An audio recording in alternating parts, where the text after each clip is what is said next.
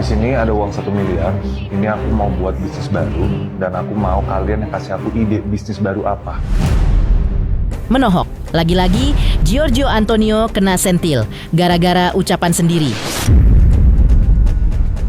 Kali ini pengacara kondang Hotman Paris tak hanya menyentil logika ucapan pacar Sarwendah itu tentang memiliki 2.000 toko. Bahkan mengumbar tantangan agar Giorgio menunjukkan deposito 500 miliar rupiah sebagai bukti pengakuan statusnya sebagai CEO kaya. Dikenal sebagai pengacara sekaligus pebisnis kaya. Bagaimana Hotman Paris menguliti ciri-ciri CEO kaya yang asli? Sementara itu, Minola Sebayang, tim kuasa hukum Ruben Onsu mengutas reaksi mengejutkan atas kondisi Sarwendah yang kini diguncang aksi boykot hingga gerakan cancel dari sosial media.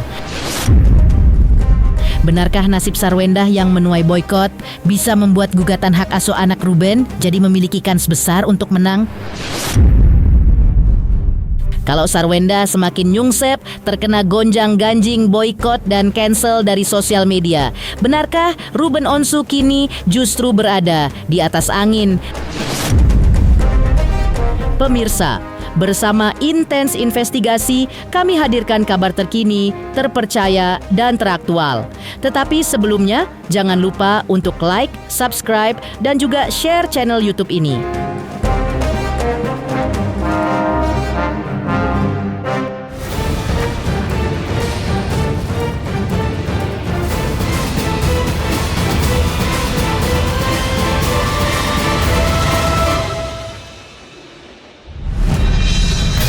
Pemirsa Intens Investigasi, pepatah lama yang mengatakan, mulutmu harimaumu, ternyata tak lekang dimakan waktu. Buktinya di zaman now masih ada saja yang tertohok masalah gara-gara ucapannya sendiri.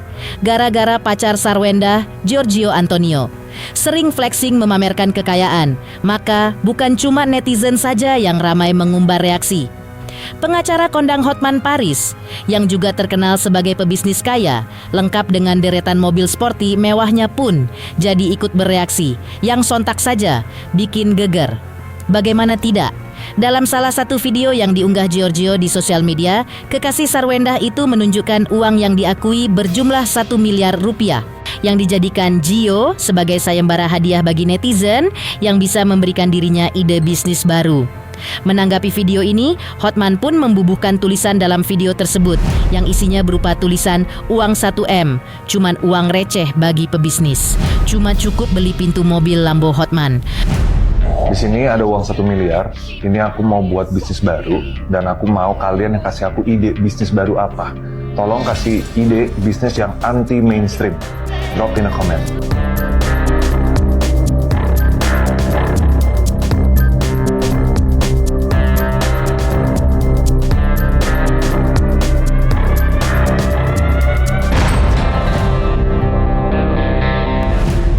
Bukan tanpa alasan, Hotman Paris menulis komentar yang menohok. Jauh sebelum banyak pengacara kondang muncul, Hotman sudah sering menunjukkan kecemerlangan karirnya sebagai pengacara top yang membela kasus hukum sederet artis. Dan Hotman sering mengantar klien artisnya tersebut dengan mobil sporty mewah miliknya yang harganya nggak kaleng-kaleng. Rata-rata di atas 2 miliar rupiah. Nama Hotman sebagai pengacara kelas internasional semakin jadi sorotan publik. Ketika setiap menangani kasus hukum, Hotman selalu tampil dengan deretan cincin berlian di jarinya. Tak heran ketika Giorgio yang usianya jauh lebih muda mengaku memiliki 2.000 toko. Hotman yang sudah malang melintang di dunia hukum dan jagat perbisnisan pun mengumbar tantangan mengejutkan, yakni agar Gio membuktikan kekayaannya dengan menunjukkan deposito 500 miliar rupiah sebagai bukti bahwa kekayaan yang digembar-gemborkannya bukan sekedar omon-omon belaka. Jangan ada anggapan gue mau cari duit ya. Pemilik toko 2.000 aja gue tantang deposito 500 miliar. Saya bisa tunjukkan mau triliun boleh, tapi 500 miliar bisa gue tunjukkan dalam 5 menit. Aku gak mau sebut nama, cuma aku lihat pertama aku lihat di medsos, saya adalah pemilik 2.000 toko. Dalam hati gue bingung. Orang McDonald aja nggak ada 2000 toko di Indonesia. Kalau ada 2000 toko berarti di mana gitu loh. Makanya gue bingung. Makanya saya tantang kalau memang kepemilikan 2000 toko diumumkan ke seluruh Indonesia, ya udah deposito 500M gampang dong. Ayo tunjukkan sertifikatnya. Ayo kita sama-sama menunjukkan. Saya bisa tunjukkan dalam hitungan detik, dalam hitungan 2 menit 500M langsung. Karena ada di lemari gua. Ya, mau 1 triliun juga boleh. Dia nggak berani, malah yang ditunjukkan. Ada lagi video kemarin 1M dibawa begini mau buka bisnis. Di kalangan pengacara dan jagat bisnis perbisnisan Indonesia, nama Hotman memang sudah tak asing lagi. Sebagai pengacara dan pebisnis yang masuk dalam jaringan 10 orang terkaya di Indonesia, Hotman pun mengulik ciri-ciri orang kaya dalam arti yang sesungguhnya. Salah satunya enggan memamerkan kekayaannya. Kalau orang udah punya deposit 500 miliar, nggak pamer dong 1M. Itu mau uang receh. Itu uang receh bagi orang kaya. Dia hanya punya sedikit itu aja deh. Ya, itu aja. Dia tidak kaya itu aja. Oke, udah itu aja. Orang kaya tidak pernah pamer begitu. Jika ada pepatah, tong kosong, nyaring bunyinya. Hotman pun menyorot usaha Ruben Onsu yang kini tengah serius menggugat hak asuh anaknya di pengadilan.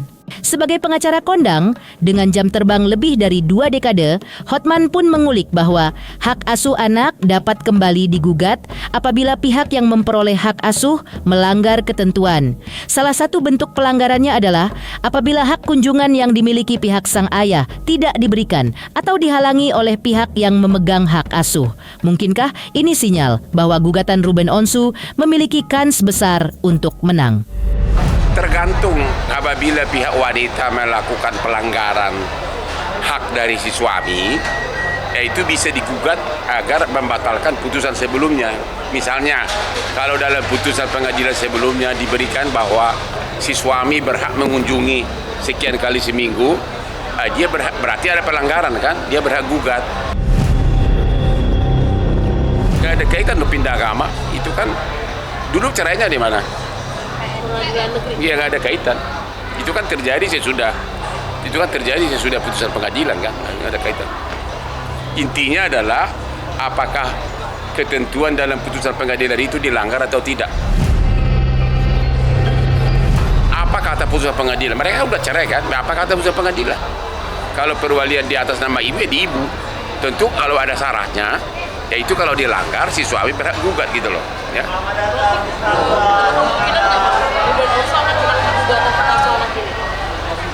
Ya kalau ada pelanggaran ya secara hukum mungkin, tapi dalam praktek kan hal yang mungkin bisa tidak mungkin kan.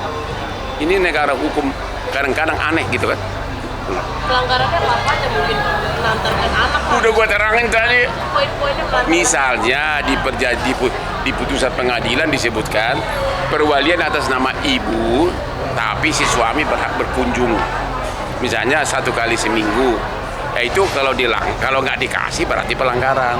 Atau terbukti si ibu menelantarkan anak. Atau terbukti ibu misalnya memberikan pendidikan yang tidak yang tidak etis gitu loh. Misalnya sering-sering ada bukti depan anak, atau lebih parah lagi hal-hal itu contohnya. Itu saya nggak mengatakan mereka ini hanya contoh normatif ya.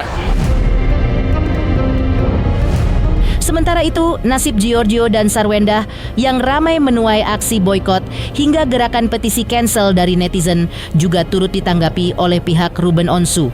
Benarkah nasib Sarwenda dan pacarnya ini justru membuat posisi gugatan hak asuh anak Ruben jadi bak ada di atas angin? Halo, saya Denny Darto yang mengucapkan selamat untuk Intens Investigasi yang road to 4 juta subscribers, luar biasa. Dan ini semua berkat dukungan kalian yang terus menyaksikan dan setia untuk menonton Intens Investigasi dan tayangan saya di kanal ini. Terus saksikan Intens Investigasi di 5 juta, 6 juta, 7 juta subscribers dan seterusnya. Terima kasih, sampai jumpa.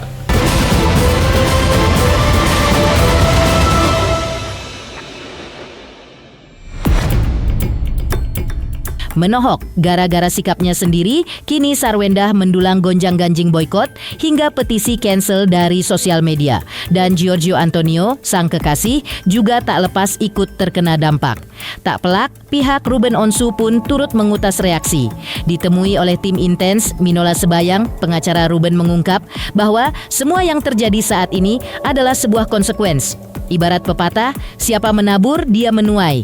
Ada sederet sikap dan aksi Sarwendah bersama Gio, sang kekasih, yang disorot pedas oleh netizen. Terutama sederet rekaman aksi live jualan Sarwendah dengan sang pacar, yang konon mengundang masalah. Karena kan perbuatan yang dianggap masyarakat dan netizen itu tidak pantas di depan media sosial ketika live itu kan tidak hanya dilakukan oleh S sendiri. Ya, ini kan bukan perbuatan tunggal, ya, tapi ini kan perbuatan yang dilakukan bersama-sama. Jadi tentu setiap orang yang ada di postingan itu atau di video itu kan pasti turut serta, masyarakat melihatnya seperti itu. Jadi wajar saja kalau misalnya kemudian sanksi sosial itu juga akan menyertai orang-orang yang ada di lingkungan itu. Kan seperti itu, karena kan mereka melakukannya kan berdua ini. Ya, aksi-aksi yang sebagian masyarakat melihatnya ini kok risih gitu misalnya, ya kan, karena pasti tontonan yang mungkin bagi sebagian orang itu ya agak sedikit nggak pantas gitu ya, seperti misalnya misalnya ngocok apa tadi itu kan gitu, bahasa-bahasanya, lirik-lirikannya gitu kan berdua nih mereka ini ketika oles-oles misalnya. Jadi akhirnya orang melihat bahwa ini aksi berdua ini gitu loh. Jadi kalau misalnya kemudian sanksinya itu diambil oleh masyarakat itu semuanya berdua, ya saya kira itu adalah suatu konsekuensi dari setiap perbuatan. Nasib Sarwendah yang kini tersandung gonjang-ganjing boykot hingga petisi cancel dari media sosial tak pelak menjulangkan tanya. Mungkinkah nasib Sarwendah dan pacarnya kini justru membuat posisi gugatan hak asuh anak Ruben jadi bak ada di atas angin? Entahlah. Yang jelas, sebagai pengacara Ruben, Minola memastikan bahwa jika menang atas gugatan hak asuh nanti, Ruben tidak akan mengeliminasi hak ibu sebagai orang tua. Siapapun yang menang terkait dengan masalah hak asuh anak ini kan tidak mengeliminasi hak orang tua kandung yang lainnya. Ya, jadi ini yang kadang-kadang orang keliru. Ya.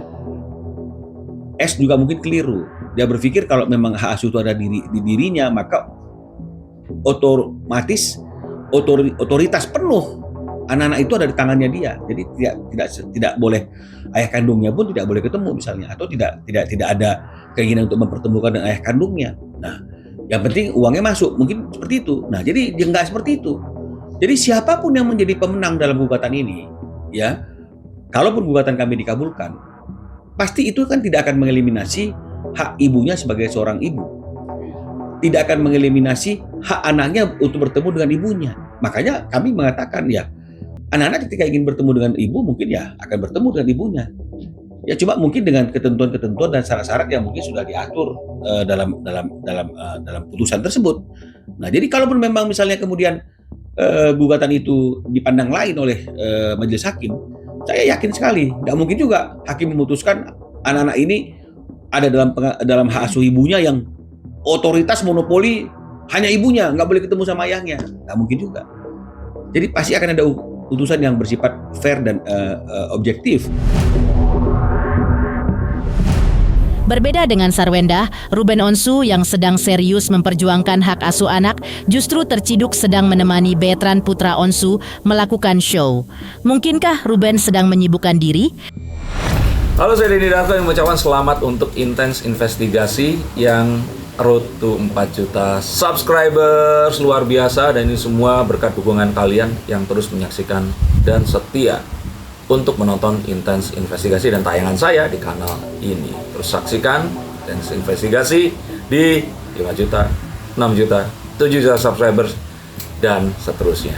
Terima kasih, sampai jumpa.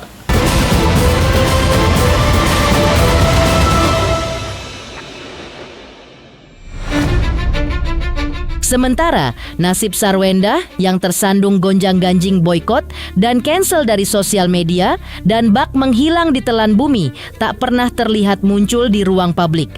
Maka lain halnya dengan Ruben Onsu. Pekan ini, Ruben yang baru pulang dari ibadah umroh justru terlihat sibuk mengawal Beetran Putra Onsu tampil di sebuah acara musik bersama rekan-rekannya. Sebagai bentuk dukungannya, pria yang dipanggil dengan sebutan ayah oleh Onyo itu bahkan lebih sibuk dari yang lain memotret dan mendokumentasikan aksi panggung Onyo dengan energik dan full senyum. Jauh dari potret wajah susah, padahal Ruben sedang menghadapi seteru pelik dengan sang mantan. Ada apa dengan Ruben Onsu? Mungkinkah Ruben Onsu sedang menyibukkan diri agar tak tenggelam dalam sedih akibat konflik panjangnya dengan sang mantan? Nemenin joget, anaknya lagi nyanyi, gitu aja, nemenin aja. Ya seneng lah, maksudnya anak-anak bisa Onyo bisa nyanyi, terus dengan teman-teman timurnya, ya seneng lah, maksudnya awas. Akhirnya bisa mendampingi gitu, senang. Enggak, kalau nyanyi mah dia kayaknya udah biasa aja gitu, cuman karena ini temanya sedikit berbeda, jadinya excitednya berbeda. Ya senang gitu, terus ya maksudnya lebih senang lagi karena Onyo ketemu sama teman-teman musisi dari timur itu kan jarang terjadi gitu, makanya aku support.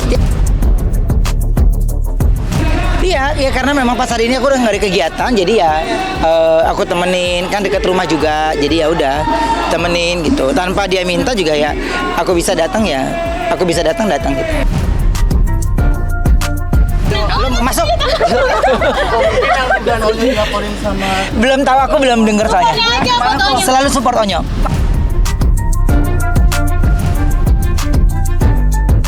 Demikian pemirsa, kabar terkini, terpercaya, dan teraktual yang kami hadirkan hari ini. Pemirsa Intens Investigasi, jangan lupa saksikan terus Intens Investigasi. Dan pastikan jangan lupa untuk like, subscribe, share, dan juga komen